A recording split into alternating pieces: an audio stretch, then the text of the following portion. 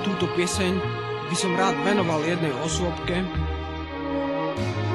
pre ktorú nasledujúce slová sú naozaj skutočnosťou, takou, aká môže postihnúť úplne kohokoľvek z nás.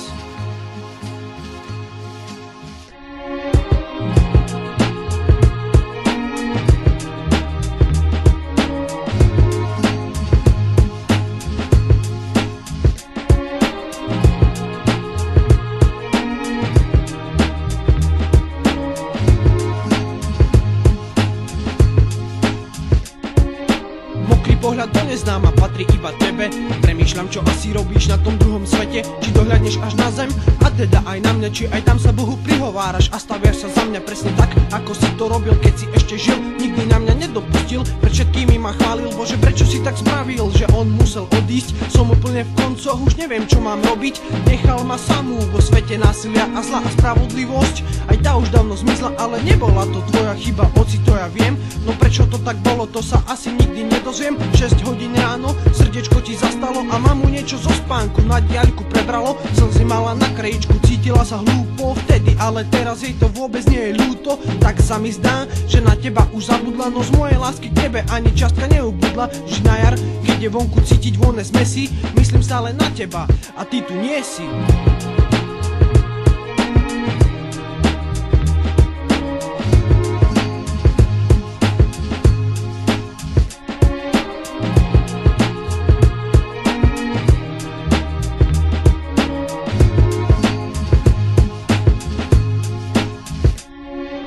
Práve v ten deň som k tebe chcela ísť, než ťa to vezme, aspoň sa rozlúčiť. Osud mi však nedal šancu, zostala som sama a na duši ma boli teraz doživotná rana. Navyše nie len, že mi tvoja osoba strašne chýba, ale aj otázka smrti prudko na chrbát mi dýcha. Prečo je to tak a čia to bola vina, prečo práve u teba to musela byť rakovina? Nemôžem zaspať, mám ťa stále pred očami, hľadám odpovede medzi snehovými vložkami a spomínam pritom na moje detstvo, na to všetko s tebou. Veď ty dobre vieš čo, prajem si, ocko, aby si bol teraz pri mne.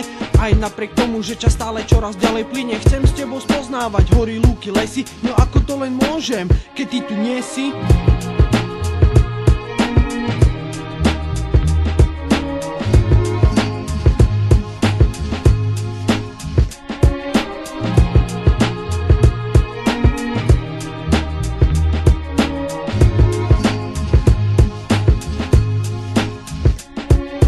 Cítim ťa blízko a predsa si tak ďaleko. Hlavou mi za tie roky prešlo už kadečo. Všetko sa zmenilo, 9 zím, to je doba. Tvojim odchodom predsi ma tiež našla choroba.